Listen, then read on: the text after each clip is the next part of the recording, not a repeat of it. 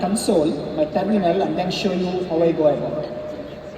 So here I am in front of my terminal. Our goal is to build an agent that will give us information about DevFest 2025 Hyderabad, like what sessions should I attend, who are the speakers, what time does a specific session start. So I have already created a virtual environment. How many of you know Python here? Oh, fantastic. Okay, so now I'm going to enable the environment, which is right here. And then I will show you my requirements.txt. I just have one module within the requirements.txt, which is Google ADK.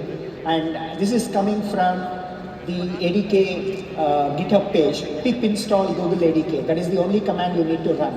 So let me go ahead and run this requirements.txt. And this is going to quickly install. It's already done, so it's much faster. And now ADK is installed with the above command. I'm going to run ADK -- version. I'm on the latest version, which is 1.16.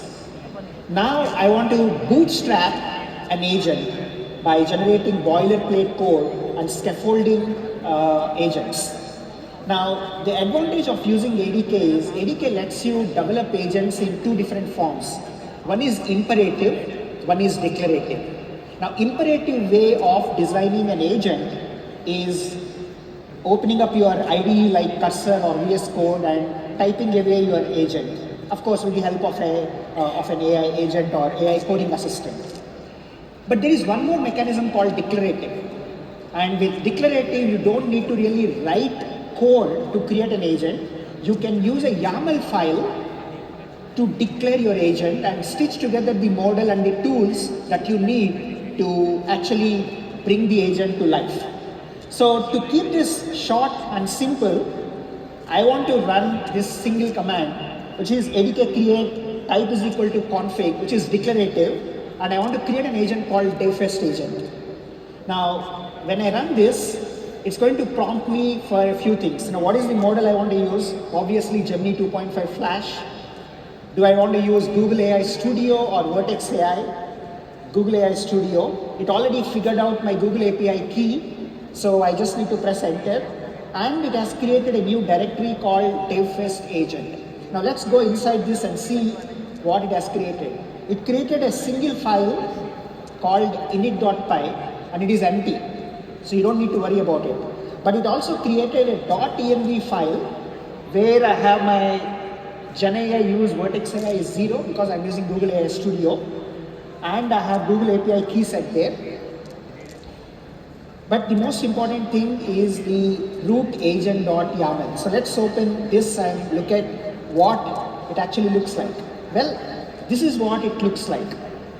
Name is root agent, description, your helpful assistant for user questions, instruction, the standard way, and then the model is Gemini 2.5 Flash. Once I have this, all I need to do is come to the root directory where I created the DevFest agent and simply run ADK web. Now this command immediately starts a chat interface. So I'm going to bring up my browser. And this is my DevFest agent. Not a single line of code. Now we are interacting with the actual agent. Now I have some prompts that I want to try. Now, when is GDG DevFest in Hyderabad happening? Now obviously, this is going to be inaccurate, even if at all it comes back with an answer, but it tells us that the dates for GDG DevFest have not been announced, which is completely wrong. Now, why is this happening? Because the agent only has access to a model and the model has a cutoff date.